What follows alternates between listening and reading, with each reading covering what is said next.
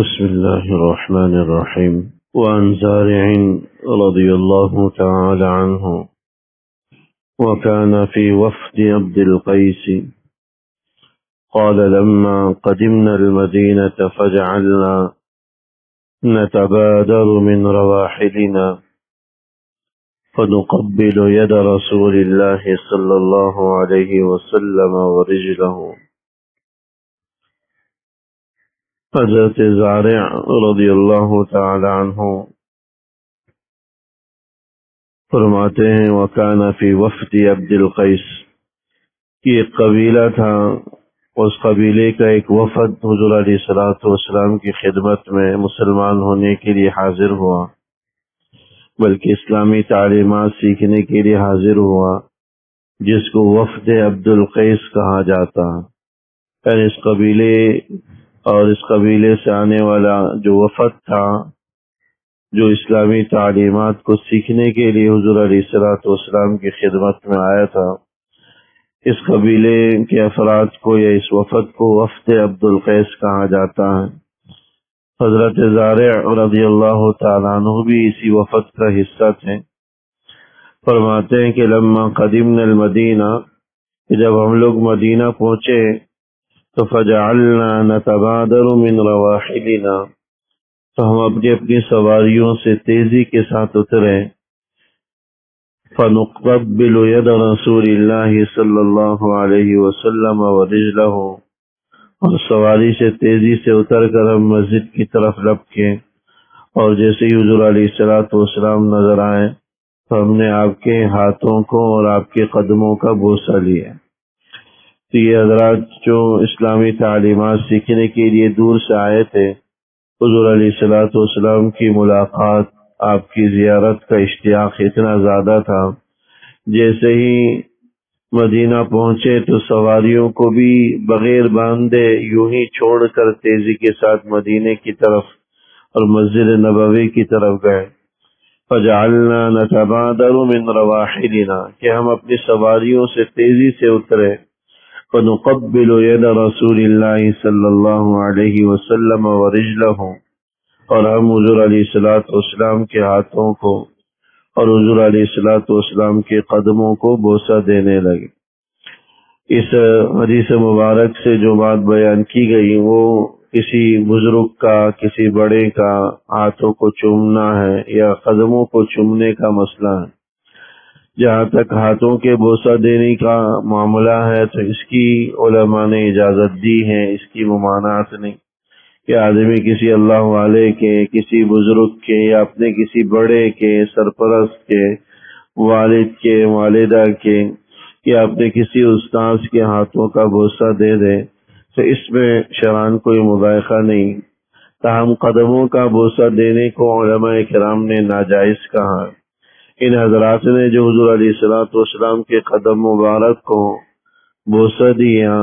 اس کی وجہ یہ بتلائی جاتی ہے کہ یہ حضور علیہ الصلوۃ والسلام ہی کے ساتھ خاص تھا،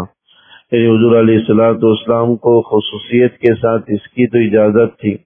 لیکن عام لوگوں کو یہ حق حاصل نہیں کہ ان کے قدموں کا بوسہ دیا جائے، کیونکہ بس اوقات قدموں کا بوسہ دینے میں انسان کو جھکنا پڑتا ہے اور ایک طرح سے سجدے کی سی کیفیت ہو جاتی ہے، اور کسی غیر اللہ کے سامنے رکوع کی یا سجدے کی کیفیت بنانا اور اس طرح جھکنا کہ رکوع اور یا سجدے کی کیفیت ہو جائے، یہ شرعاً جائز نہیں ہے، گناہ کے زمرے میں داخل ہے۔ بہت سے لوگوں کو دیکھا کہ اپنے جو صوفیاء کے سلسلے سے تعلق رکھتے ہیں، اپنے بزرگوں اور اپنے مشائخ اور پیر صاحب کے قدموں کا بوسہ لیتے ہوئے انتہائی جھک جاتے ہیں، بلکہ بسا اوقات وہ سجدے کی کیفیت ہو جاتی ہے، سجدے کی طرح جھک جاتے ہیں۔ تو اول تو اس طرح جھک جانا کہ رکوع اور سجدے کی کیفیت ہو جائے، اس کی تو کسی بھی حال میں اجازت نہیں ہے۔ والدین کو جھکتے ہوئے اس قدر جھکنے کی اجازت نہیں ہے، والدین کو سلام کرتے ہوئے۔ اور جہاں تک معاملہ پیر صاحب کا یا شیخ کا ہوتا ہے یا کسی استاذ کا ہوتا ہے تو معاملہ وہ والدین سے کم کا ہوتا۔ بہت سے لوگ سمجھتے ہیں کہ استاذ کا درجہ یا ٹیچر کا درجہ والدین سے زیادہ ہوتا ہے، یا پیر صاحب کا، شیخ صاحب کا درجہ والدین سے زیادہ ہوتا، تو ایسا نہیں۔ والدین کا درجہ اللہ جل شانہ نے ان سب سے کہیں زیادہ رکھا ہے۔ وہ آپ کے استاد سے بھی زیادہ، آپ کے پیر سے بھی زیادہ، آپ کے شیخ سے بھی زیادہ ان کا اجر ہے۔ لوگ اپنے بزرگوں، اپنے پیروں اور اپنے شیخوں پر جو ہے ان کے ساتھ حسن سلوک کرنا، ان کی اطاعت کرنا اور ان کے ساتھ مدد معاونت کرنے کو تو بڑا اپنے لیے باعث فخر گردانتے ہیں، لیکن اگر معاملہ والدین کا آ جائے تو انسان کا معاملہ یا انسان کا رویہ اس طرح کا نہیں ہوتا جو اپنے مشائخ اور اپنے شیوخ اور پیروں کے ساتھ وہ کرتا۔ تو یہ بات کہ پیروں کے سامنے یا شیخ کے سامنے اس طرح جھک جانا کہ رکوع کی کیفیت ہو جائے، یا پاؤں چومنا کہ جس سے انسان جھک جائے، یہ شرعاً گناہ کے زمرے میں داخل ہے، ناجائز کی شکل ہے۔ اس لیے قدموں کے اور پاؤں کے چومنے کو علماء نے ناجائز قرار دی،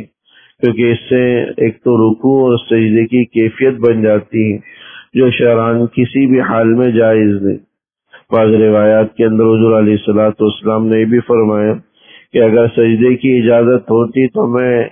بیوی کو اس بات کی اجازت دیتا کہ وہ شوہر کے سامنے سجدہ کرے، لیکن اس کی بھی اجازت ہے۔ زیادہ ایسی کیفیت اختیار کرنا کہ رکوع یا سجدے کی کیفیت ہو جائے، یا کسی قبر کے سامنے سجدہ ریز ہو جانا، کسی اللہ والے کے مزار میں انسان کا پیشانی ٹیکنا، یہ بھی ان صورتوں میں داخل ہے جو شرعاً حرام ہے۔ کسی بھی اللہ کے ماں سوا غیر اللہ کے سامنے پیشانی ٹیکنا یا جھک جانا کہ رکوع کی کیفیت ہو جائے،